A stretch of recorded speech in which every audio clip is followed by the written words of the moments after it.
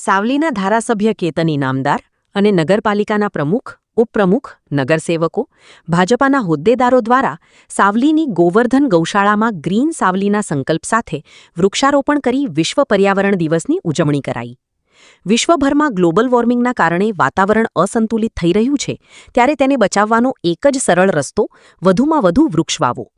જેના એક નાનકડા પ્રયાસ રૂપે વડોદરા જિલ્લા સાવલીના ધારાસભ્ય કેતન ઇનામદાર પરિવાર દ્વારા સંચાલિત ઈમાનદાર ફાઉન્ડેશન અને સાવલી નગરપાલિકાની તાજેતરમાં ચટાયેલી પાંખ અને ભાજપાના હોદ્દેદારો અને ઇનામદાર પરિવાર દ્વારા ગ્રીન સાવલીના સંકલ્પ સાથે મુવાલ રોડ પર આવેલી ગોવર્ધન ગૌશાળાના પ્રાંગણમાં વૃક્ષારોપણ કરી શરૂઆત કરી હતી. સાવલી નગરને એક આદર્શ, સુંદર અને પર્યાવરણ અનુકૂળ વિસ્તાર બનાવવા મહાઅભિયાનની શરૂઆત કરાઈ હતી.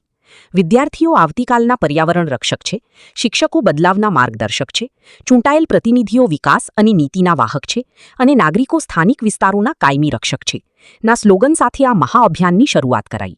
સાથે સાથે ઇનામદાર ફાઉન્ડેશન દ્વારા ગ્રીન શાળા પણ બનાવવાનો સંકલ્પ સ્થાનિક ધારાસભ્યએ વ્યક્ત કર્યો હતો.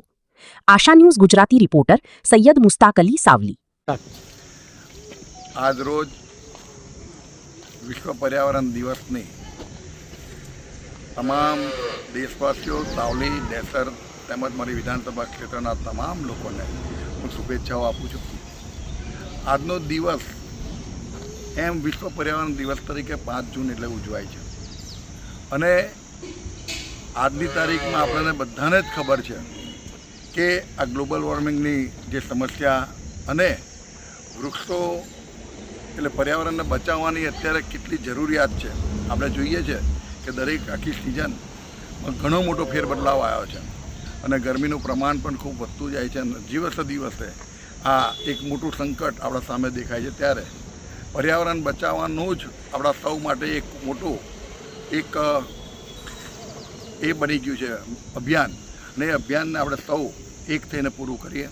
આજે મને જણાવતા ખૂબ આનંદ થાય છે કે મારા સાવલી નગરપાલિકાની અંદર અને અમારા ઇનામદાર ફાઉન્ડેશન બંને સંયુક્ત પ્રેરિત થઈને 1 વર્ષ માટે ગ્રીન સાવલી બનાવવાનો સંકલ્પ કર્યો છે.